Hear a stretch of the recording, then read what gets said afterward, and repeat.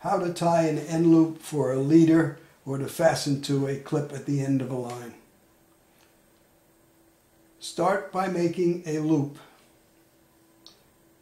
passing the loop behind the standing line.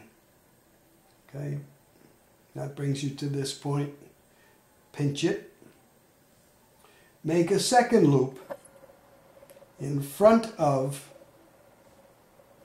the loop, passing it behind. Second loop, passing it behind, and pinch that loop. Then place the tag end between the two. Place the tag end between the two and pinch it. Reach through the first loop, grabbing the second loop, drawing it tight.